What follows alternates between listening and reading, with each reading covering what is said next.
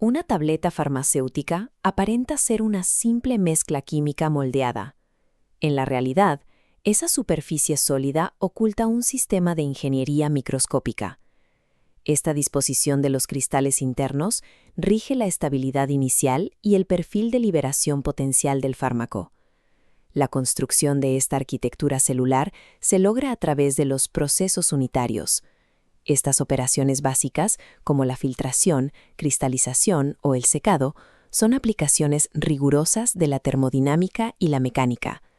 A través de cambios físicos controlados, la materia prima se fuerza a adoptar propiedades específicas. La exactitud termodinámica requerida hoy contrasta drásticamente con los métodos rudimentarios de fragmentación manual utilizados en los orígenes de la disciplina. Un mortero de bronce aplica una fuerza arbitraria, incapaz de controlar la granulometría a nivel micrométrico y garantizar una dosis homogénea. Para entender la precisión moderna, rastrearemos la física de un principio activo. Seguiremos su trayectoria desde la fractura inicial de su cristal base, en la planta de producción, hasta la orquestación de su disolución controlada dentro del tracto gastrointestinal humano. El margen de error en esta cadena es mínimo. Una desviación de unos pocos micrómetros en el diámetro de una partícula durante las etapas iniciales de manufactura altera irreversiblemente la biodisponibilidad clínica del fármaco una vez que ingresa al torrente sanguíneo. El primer paso es someter los cristales a ambientes extremos, como el interior de un molino jet. Aquí, chorros de aire comprimido arrastran el material a velocidades extremas. Las colisiones entre los propios cristales astillan la materia en fragmentos submicrométricos, logrando la reducción de tamaño deseada sin generar calor que degrade compuestos térmicamente sensibles. Esta fragmentación mecánica opera bajo tres principios físicos dominantes: la cizalla, que corta materiales fibrosos; la compresión, que aplasta partículas densas mediante alta presión; y el impacto, que fractura la estructura cristalina mediante golpes súbitos a alta energía. Esta animación ilustra la geometría de la molienda.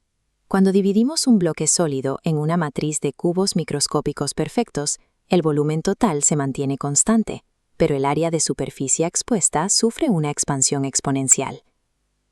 En este mismo modelo de superficies expandidas, observamos cómo el agua invade el área ganada.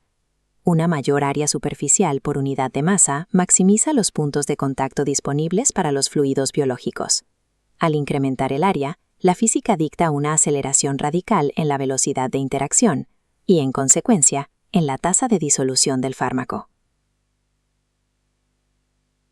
Sin embargo, llevar el diámetro al extremo conlleva riesgos mecánicos graves. Las partículas excesivamente finas desarrollan fuerzas cohesivas intensas. En lugar de fluir libremente, absorben humedad ambiental, formando aglomerados que obstruyen las maquinarias de dosificación en etapas posteriores. La máquina de molienda funciona como la primera aduana de la farmacocinética. La granulometría definida en este cilindro rige matemáticamente la velocidad futura a la que el principio activo será absorbido por el cuerpo humano. Para corregir la baja fluidez de los polvos finos y prepararlos para la prensa, se introduce el proceso de granulación. Su objetivo es inyectar aglutinantes líquidos, como la hidroxipropilmetilcelulosa, para forzar la cohesión controlada de las partículas de polvo flotante en agregados más grandes y estables. Este corte esquemático de un lecho fluido muestra la transferencia de masa y calor en tiempo real.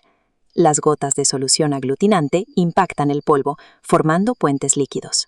Simultáneamente, el flujo de aire caliente asegura una evaporación inmediata del solvente, solidificando la estructura capilar antes de que las partículas colapsen en una masa inmanejable. Equipos de mezclado de alto cizallamiento rotan a velocidades precisas para destruir aglomerados indeseados durante este proceso. La calibración de la energía de corte es estricta. Cualquier exceso de fricción generará calor acumulado, provocando la degradación térmica inmediata de ingredientes activos sensibles. Una vez formados los gránulos, el control de la humedad residual postsecado resulta imperativo. Un contenido de humedad excesivo actuará como catalizador, detonando reacciones de hidrólisis que destruirán los compuestos termolábiles mucho antes de que el medicamento abandone la planta.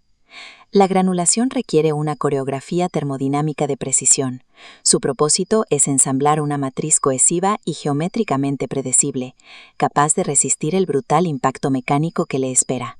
La transformación de esos gránulos sueltos en un núcleo sólido requiere fuerza bruta controlada.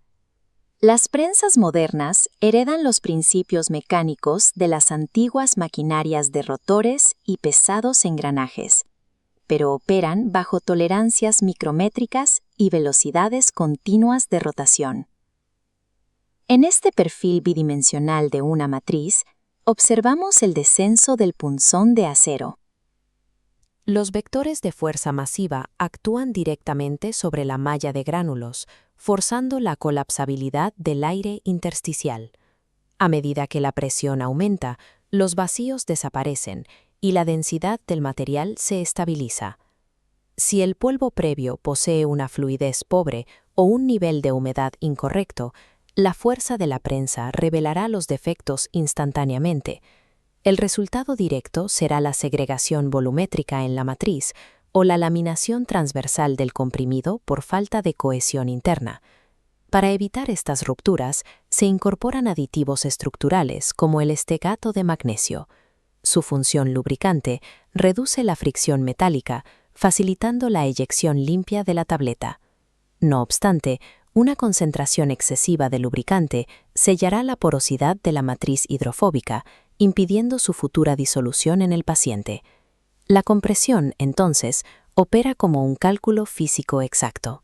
Su objetivo es atrapar y estabilizar energía mecánica dentro de una matriz geométrica perfecta, lista para ser activada por el sistema digestivo.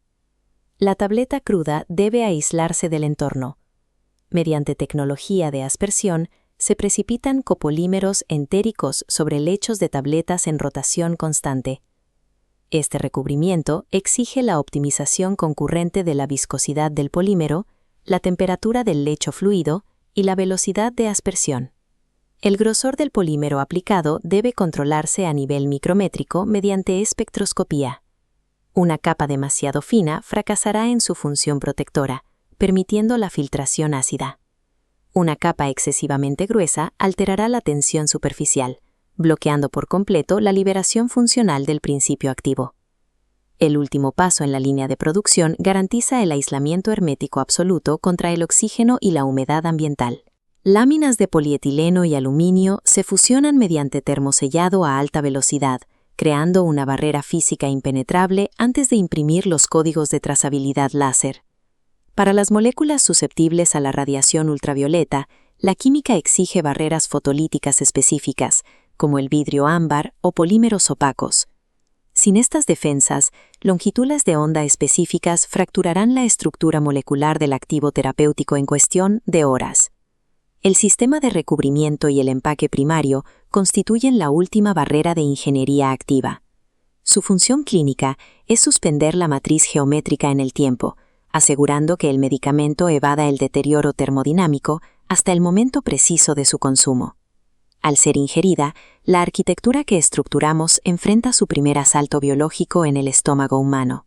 Aquí, la cubierta polimérica asume su rol, resistiendo pasivamente un ambiente corrosivo extremo cargado de ácido clorhídrico y pepsina. La forma en que la matriz abandona su carga depende de su diseño físico.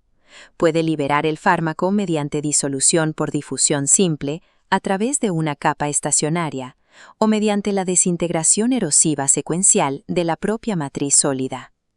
Este gráfico ilustra la activación química de un recubrimiento entérico. La línea base indica que el polímero resiste y rechaza la disolución en el pH de 1.5 del estómago. Pero al cruzar el umbral alcalino de pH 7.5 en el intestino delgado, la curva de liberación se dispara verticalmente. La estructura colapsa y el fármaco se absorbe. Esto contrasta fuertemente con el diseño de las matrices de polímeros hidrofílicos de liberación prolongada. Estas están calculadas para hincharse con los fluidos gastrointestinales y dosificar las moléculas de forma sostenida a lo largo del tiempo, evadiendo picos de concentración plasmática que resultan letales o ineficaces. El cuerpo humano no asimila el fármaco a voluntad o por gravedad. Es la arquitectura física y química previamente calculada en la tableta la que secuestra y dirige de forma determinista la absorción biológica. Sin embargo, las leyes de la física establecen que la variabilidad cero es imposible en sistemas termodinámicos. Para mantener este determinismo biológico bajo control a escala masiva, el control de calidad farmacéutico dejó de ser un análisis post-mortem para convertirse en una fuerza predictiva y activa. En este cromatograma dinámico en tiempo real, observamos un sistema de cromatografía líquida de alta resolución. Los sensores escanean el flujo de producción, aislando picos moleculares y detectando trazas de productos de degradación orgánicos antes de que puedan comprometer el lote. Esta automatización cibernética enlaza los laboratorios analíticos con las máquinas de planta. Al detectar una mínima desviación, los algoritmos ajustan automáticamente la temperatura de aspersión, la presión de compresión o la cizalladura de molienda, corrigiendo el rumbo productivo en tiempo real antes de un colapso sistémico. El descubrimiento de una molécula es solo el inicio del proceso terapéutico.